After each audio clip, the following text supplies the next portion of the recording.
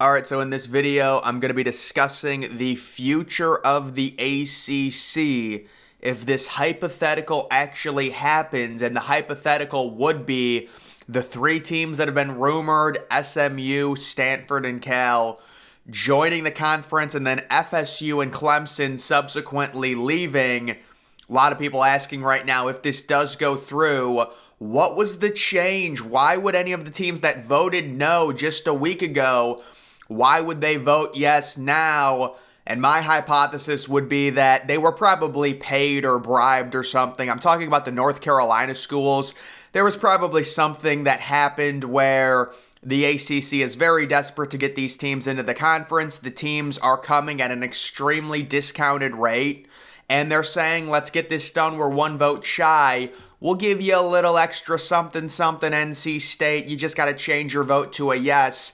And that's probably how it got done, honestly. Or they changed some of the numbers around, whatever. If it does end up getting done, I'm sure Clemson and FSU are still out on this entire thing. And then it's the idea of ESPN facilitating Clemson and FSU to the SEC. It gives them more big games because ESPN has all the rights to the SEC.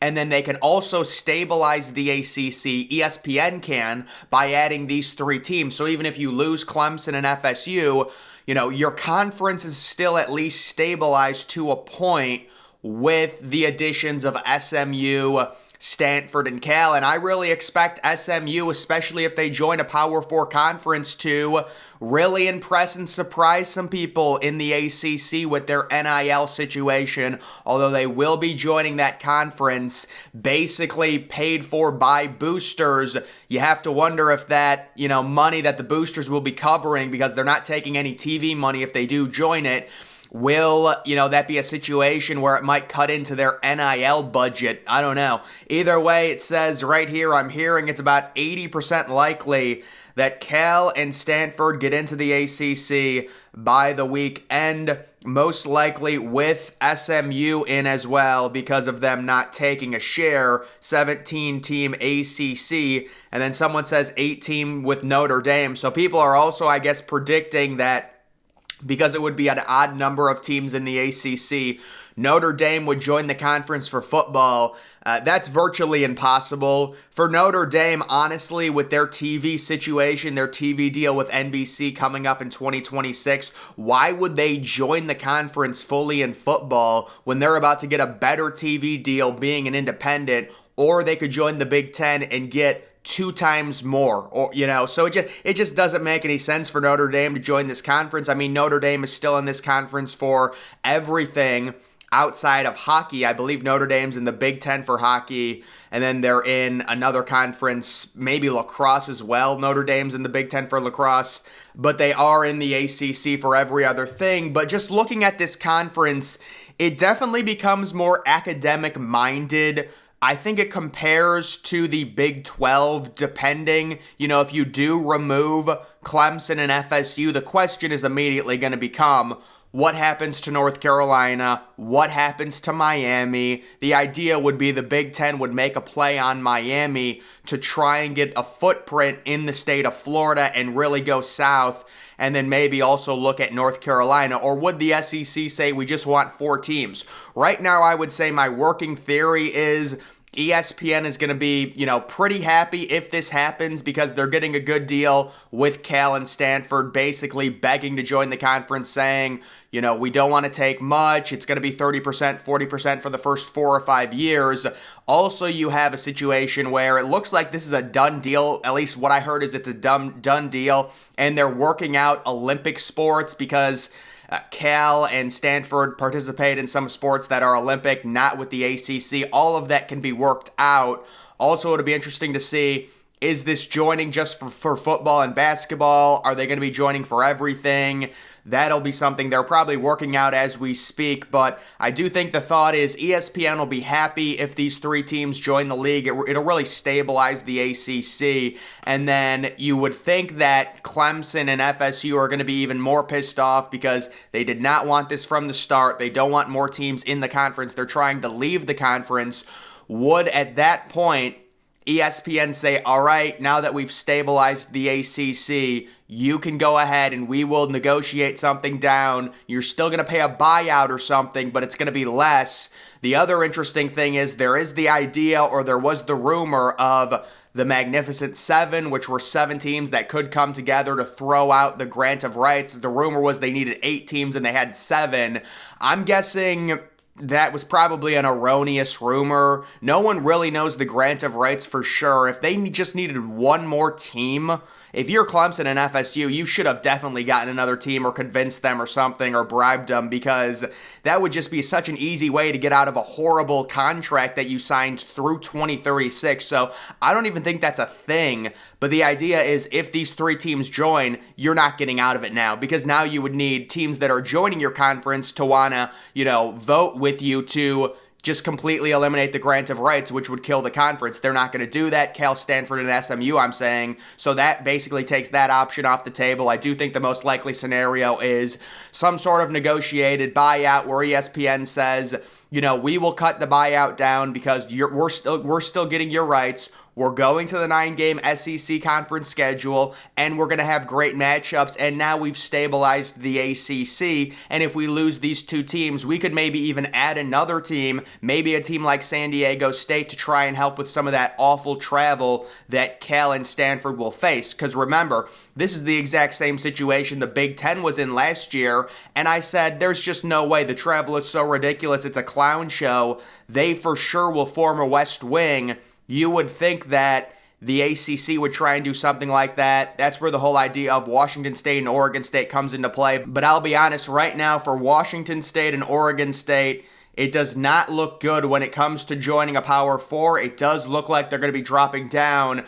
Mountain West Commissioner delivered an expansion presentation to Washington State officials on Thursday, and they're also going to present to Oregon State. The American Commissioner is also presenting to both as well. So it seems like Oregon State and Washington State, I'll summarize this really quickly. If they go to the American Conference, the travel is going to be worse. The money is going to be slightly better. You're talking around $9 million per year. Maybe Oregon State, because they're so desperate to get as much money as possible, they're trying to pay off that stadium renovation.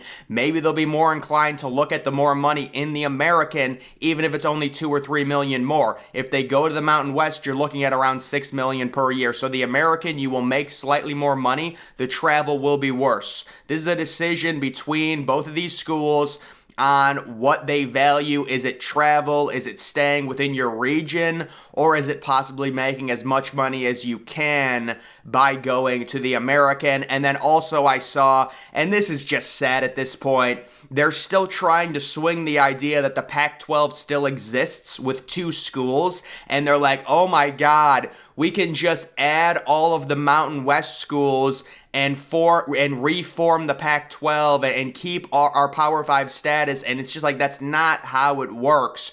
It's gone. The Pac-12 does not exist anymore. If you bring in the entire Mountain West, it's just an expanded version of the Mountain West. You're taking 2 teams from the Pac-12 and you're combining them with every member of the Mountain West, and you're going to call that the new Pac-12? What math class did you go to? It just doesn't make any sense. So, unfortunately, it's looking very likely, unless some Hail Mary comes from the ACC or maybe the Big 12 next year.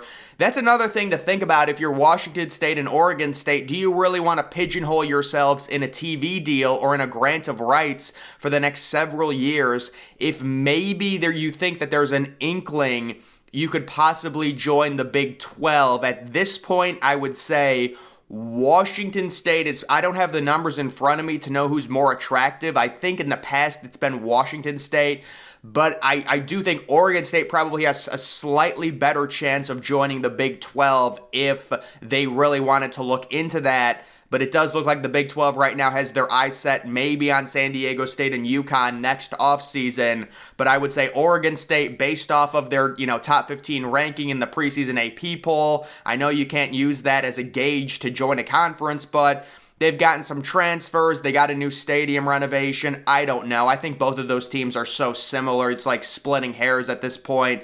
But it is not looking good again for Oregon State and Washington State. The most likely scenario is them joining the Mountain West unless they really want as much money as humanly possible. They sacrifice the travel and they join the American and possibly make around 2 or 3 million more. But I mean, we're splitting hairs again. It's like 6 million versus 9 million. Is it really good? I mean, honestly, I guess you could say over the years it does add up. And I believe the American Conference will go to the negotiating table first before, and see, there it is. The Americans' TV contract runs, oh, no, I got that wrong. It runs through 2031. The Mountain West ends after 2025.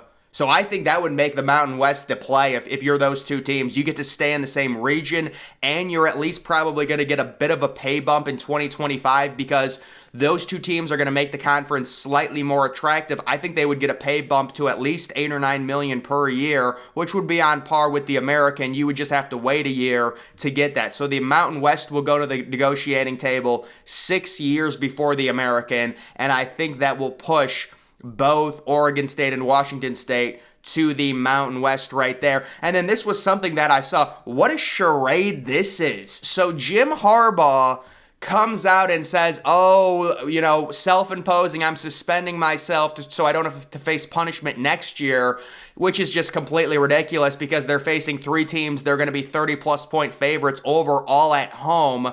But that's what he comes out and does. And then it's like Make-A-Wish here. Michigan assigns head coaching duties, and it's 4 different coaches, and they've gone so far with the UNLV game. They're going to have a different head coach in the first half and a different head coach in the second half. I think this is a bad look for college football, honestly. And it just goes to show you these non-conference schedules are such a joke. This is like a spring game. It's like, oh, you get to coach it's like an all-star game. You get to coach the first half, little Tommy, and then, Alex will take over in the second half. It's just, what are we doing here? I just thought that was weird. But I mean, I guess it works when you're facing UNLV, Bowling Green.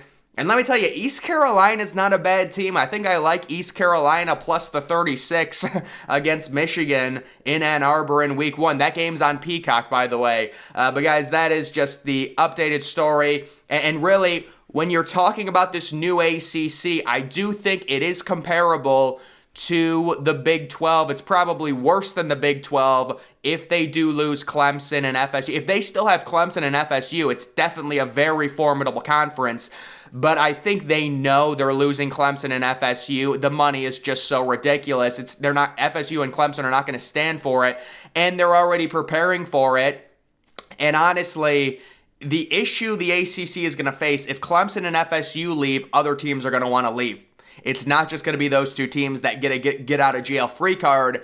Maybe, I just don't, because what happens with Miami? That's the question. Everyone turns to Miami if Clemson and FSU leave, and then everyone also turns to the North Carolina schools. What happens with them? Is the ACC able to stabilize? I guess we'll have to wait and see. Either way, that's going to do it for this video. Make sure you're following me on X. Link to that's always in the description.